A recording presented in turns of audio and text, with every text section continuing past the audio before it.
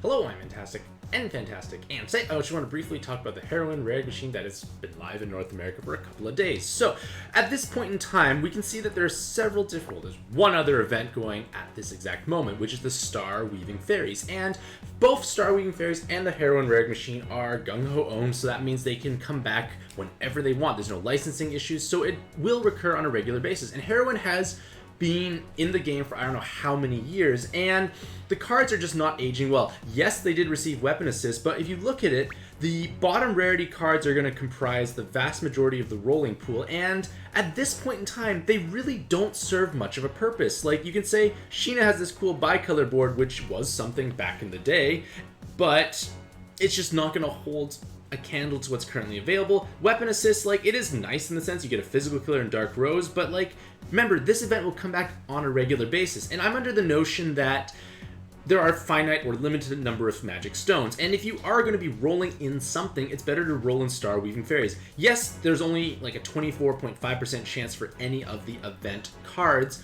but there are some Godfest exclusives sprinkled into it, but these cards are all new, at least the event cards, and if you do get an event card, it's most likely not a duplicate, hopefully, if you haven't rolled too much, and they tend to be a bit stronger. If you end up getting one of the 7-star fairies, that's going to change your life. Whereas in Heroine, you technically can monster exchange for many of the cards. Is it? Yeah.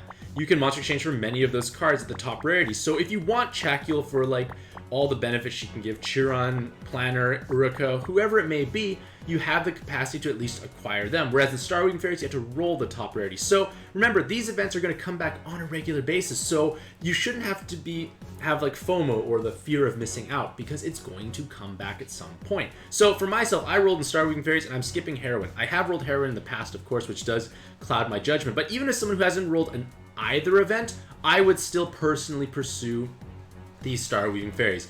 Now, that being said, hopefully this provides some insight as to what you could be spending your magic stones in. If you've rolled excessively in Star Weaving Fairies, just save your stones. Remember, Heroine is not that great at this point in time. It's more of a bit of a trade-only event for people who really want to add in something special to their box, but even for myself, I'm not that inclined to add anything at this point in time. Regardless of that being said, hopefully you all have a truly fantastic day. I wish you all the best luck in your own pad adventures, and happy puzzling.